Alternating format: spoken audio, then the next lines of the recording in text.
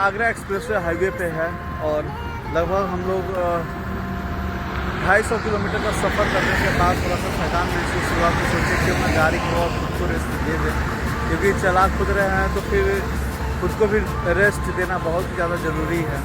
दूर दूर तक जल्दी कोई गाड़ी ही नज़र नहीं आता है। इसका मतलब ये नहीं है कि गाड़ी नहीं चलता है, गाड़ी बहुत ज़्यादा चलता है, लेकिन 6 लेन होने के कारण जो है 6 या 8 लेन है, सॉरी 8 लेन होने के कारण जो है ये दनादन गाड़ी स्पीड में जाते रहता है। हम लोग को अभी मथुरा पहुँचते पहुँचते लगभग बज जाएगा 9 बज जाएगा रात का। तो देखते हैं वहाँ पे जाकर क्या व्यवस्था है रहने का।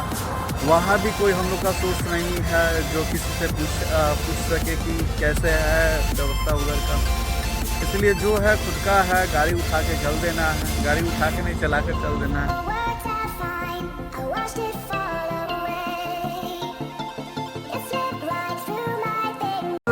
न्यू वीडियो तो हम लोग बाकी बिहारी मंदिर के पास आ जाएगा। कल रात को ही वृंदावन पहुँचे और अभी हम लोग जा रहे हैं सबसे पहला बाकी बिहारी जी का मंदिर में और वहाँ पे करेंगे दर्शन। पहले यहाँ पे अगर आप लोग आ रहे हैं तो फ्रॉड से बच के रहिएगा, क्योंकि ऑटो वगैरह वाला बहुत सभी है नज़दीक ही, लेकिन इतना दूर दूर बताते हैं और बोलते हैं कि 1500, 1200, 1100 ऐसे करके रेट बताते हैं। तो एक दो जगह जरूर पता कीजिए और चलिए दर्शन करते हैं आगे।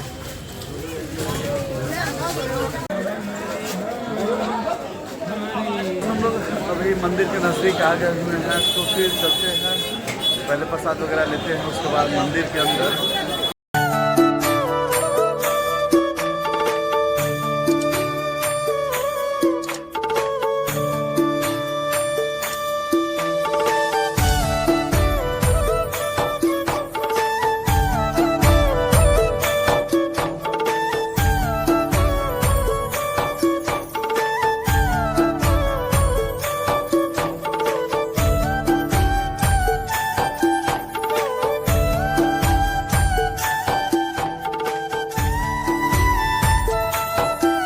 दर्शन कंप्लीट हो चुका है। अंदर मोबाइल अलाउ नहीं था, फिर भी थोड़ा बहुत फुटेज सिर्फ लिए हैं बस, और कुछ है नहीं, ज़्यादा क्लिप वीडियो का है नहीं, थोड़ा बहुत ही क्लिप है। बहुत ही ज़्यादा भीड़ था, इतना ज़्यादा भीड़ मम्मी तो मेरी बाहर पहले ही चली गई, नहीं दर्शन कर पाई, बाहर से दर्शन की दूर से, मतलब प्रसाद में नहीं चढ़ा पाई, लेकिन मम्मी के बदला में हम चढ़ा लिए प्रसाद। तो चलिए अब आगे का जो है प्रोसेस क्या है, सिस्टम समझना पड़ेगा। यहाँ पे जल है, ये कौन सा जल है पता नहीं है, इसके बारे में पता करना पड़ेगा। चलिए पता करते हैं और जल भी पीते हैं थोड़ा बहुत।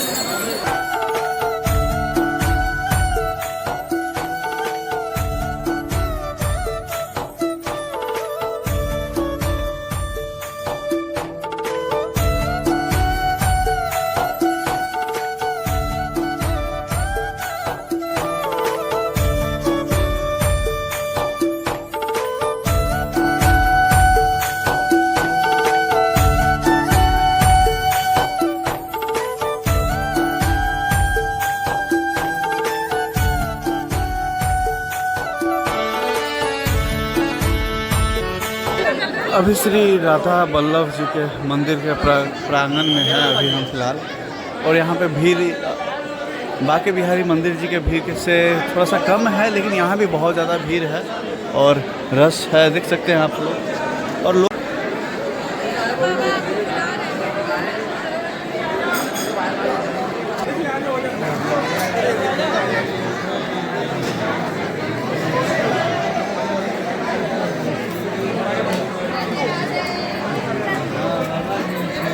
राधा वल्लभ मंदिर का दर्शन हो चुका है कंप्लीट, और यहाँ पे दर्शन बहुत ही अच्छे तरीके से हुआ। बाकी बिहारी मंदिर में बहुत ही ज़्यादा भीड़ था, यहाँ पे उतना ज़्यादा भीड़ नहीं है, फिर भी रश था, लेकिन यहाँ पे बहुत। अगर आप पहले यहाँ आए हुए हैं तो आपको पता है क्या सुकून मिलता है यहाँ पे। जो सुकून अभी हमको मिल रहा है शायद आपको पहले मिल चुका हुआ होगा।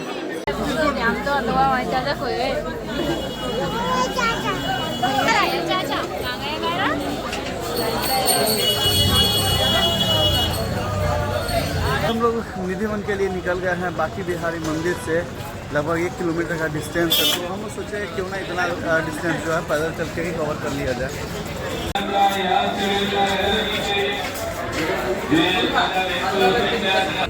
आज भी यहाँ के भगवान रास करते हैं। रात्रि के 8 बजे के बाद जब मंदिर बंद हो जाता है, ना तो इसमें कोई बंदर रहता है, ना कोई पंछी रहता है, ना कोई इंसान रहता है। गलती से कोई रह भी जाता है तो सुबह कुछ बताने के लिए जीवित नहीं बचता है यहाँ पर। यहीं पे स्वामी श्री हरिदास जी का नाम सुना हुआ आपने, संगीत सम्राट थे स्वामी श्री हरिदास जी। स्वामी श्री हरिदास जी का नाम सुना था आपने? जी जी। संगीत सम्राट थे स्वामी श्री हरिदास जी, जिन्होंने 12.5 साल भजन किया, तपस्या किया, जमीन के अंदर से 2 मूर्तियों को प्रकट किया था। एक बांके बिहारी जो आप लोग होके आए होंगे, एक वृंदावन बिहारी दाऊ जी महाराज, जिसके नाम से पूरा वृंदावन धाम बसा हुआ है।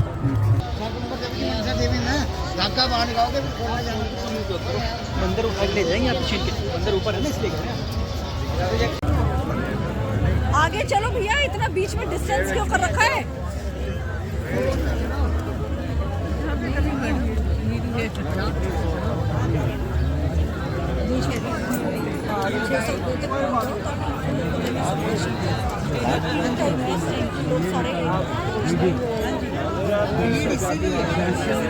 भजन किया, तपस्या किया, जमीन के अंदर से 2 मूर्तियों को प्रकट किया।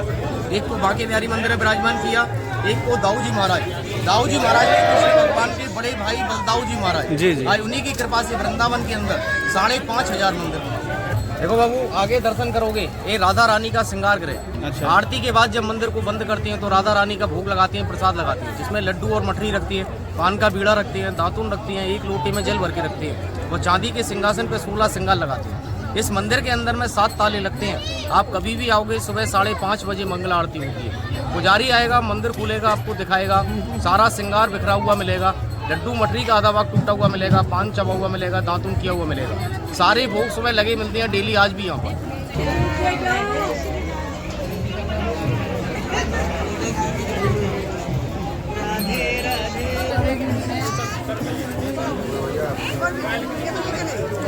इनका शादी हो गया हो, कोई निकलना इसके नीचे। आपकी शादी हो गई? वीडियो बना शादी है भाई, अभी नहीं लगेगा, उधर बंदर आई।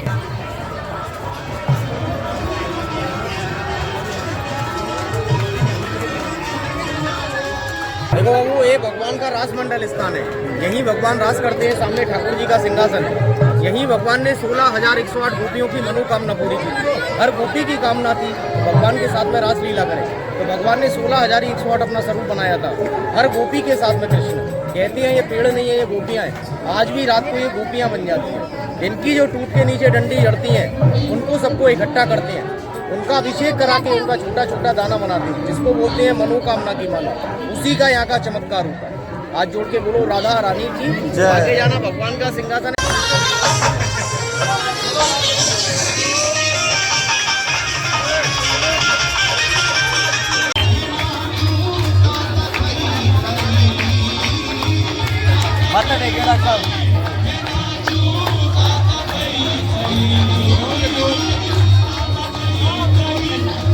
चूड़ी राधा रानी, बांके बिहारी आपने देखा होगा सब लोगों ने।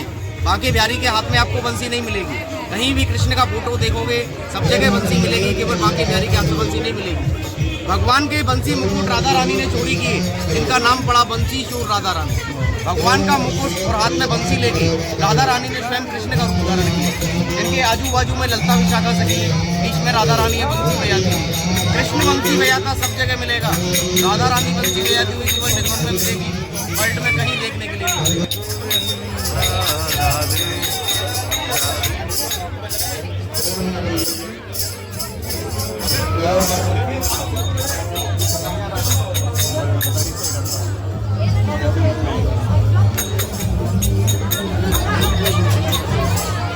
जो आपने दर्शन किए, ये स्वामी श्री हरिदास जी की समाधि बनी हुई है, जिन्होंने दोनों मूर्तियों को जमीन के अंदर से निकाला, उनका समाधि बना हुआ है। स्वामी श्री हरिदास जी का देहांत नहीं हुआ, भगवान को पा लिया, जीवित समाधि दी। ये स्वामी श्री हरिदास जी की जीवित समाधि बनी। ये उन संत लोगों की समाधियाँ बनी हुई हैं जो चोरी छुपे ठाकुर जी को देखना चाहते थे, जिन्होंने ठाकुर जी को देख तो लिया पर किसी को बताने के लिए जीवित नहीं बचे थे। ये वाला समाधि 4 साल पहले का है, ये 2 साल पहले का है। हाथ जोड़ के बोलो सभी लोग राधा रानी की जय।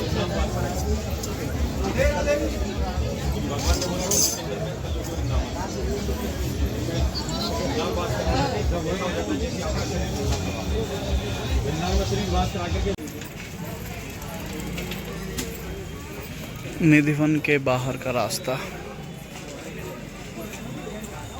वृंदावन बिहारी दाऊ जी महाराज का मंदिर, जिन दोनों मूर्तियों को जमीन के अंदर से निकाला, एक को बांके बिहारी मंदिर में विराजमान किया, एक को इस मंदिर में। यहीं से आपको निधिवन का झूठा लड्डू मठरी का प्रसाद, मनोकामना की मिलती है तुलसी की माला, और राधा रानी का मिलता है ओढ़नी मंगल वस्त्र, इसी मंदिर से मिलता है। इस मंदिर को 3 नामों से जाना जाता है: वृंदावन बिहारी दाऊ जी महाराज का मंदिर, नंद बाबा का घर और मनोकामना मंदिर का पेड़ है। पहले यमुना नदी, ये रोड चलता है, पहले यमुना नदी ऐसे बहती थी, गोपियाँ लोग यमुना में नहा रही, इसी पेड़ के ऊपर भगवान ने गोपियों के वस्त्र चुराए थे। वृंदावन में केवल एक ही पेड़ है, कदम का पेड़, कोई दूसरा पेड़ नहीं है। ये सामने कालियानाथ का मंदिर है, यहाँ भगवान ने यमुना से कालियानाथ को निकाला। ऐसे दर्शन करते हुए आराम से ऐसे निकल गया, सामने यमुना नदी है। यमुना नदी के किनारे और यहाँ पे होता है बोटिंग वगैरह, और यही वो नदी है जहाँ पे कालियानाथ को हराए हुए थे। और नदी का रंग तो पूरा काला है, पानी पूरा काला हो गया है, क्योंकि वृंदावन का लगता है सारा नाला का पानी यहीं आता है। पूरा काला हो गया तो कौन नहाएगा इस पानी में, हमको ये समझ में नहीं आ रहा है। अगर आस्था है तो इसको संभालो यार, क्या ये गंदगी फैला के रखा हुआ है सब। जो गाइड था वो गाइड बोला 50 रुपया में हम घुमा देंगे, जो बहुत ही अच्छा डिटेल में सब कुछ तो बताया। लेकिन जाते वक्त तो बोला कि जो आप अपनी इच्छा से देना चाहते हैं दे दे, तो हम उसको 300 रुपया दे दिए। लेकिन एक जगह वो लेके गया जहाँ बलराम जी का मंदिर है, उस मंदिर में पुजारी लोग जो है आस्था के नाम पे 2100, 5100, 11,000 रुपया का डिमांड कर रहे हैं। आस्था के नाम पे तो दी है, लेकिन बहुत बुरा लगा, क्योंकि ये तरीका नहीं होना चाहिए कहीं मंदिर पे। द्वारका में भी इसी तरीक़ा से करता है पुजारी लोग, और यहाँ भी वही किया, तो बहुत गलत लगा ये चीज़। बाकी ये गाइड का बताने का तरीका सब कुछ बेहतरीन था। और अगर आप लोग आते हैं वृंदावन तो, या निधिवन में भी, तो गाइड ज़रूर कर लीजिए। निधिवन के लिए गाइड ज़रूर कर लीजिए, वरना आप बहुत ही मिस कर जाएंगे। और ये जितना एंजॉय हम लोग कर पाए हैं, जितना डिटेल हम लोग जान पाए हैं, उतना डिटेल शायद ही बिना गाइड के जान पाते हैं। गाइड तो ज़रूरी है और ज़्यादा रुपया भी नहीं लेता है, तो गाइड कर ही लीजिए। और जो मेरा गाइड था वो बहुत ही बेहतरीन था, सब कुछ अच्छे से डिटेल में बताया है। और भी गाइड होता है जो और डिटेल में बताता है, लेकिन हमको उतना डिटेल जानना भी नहीं था और उसको बताना भी शायद नहीं था।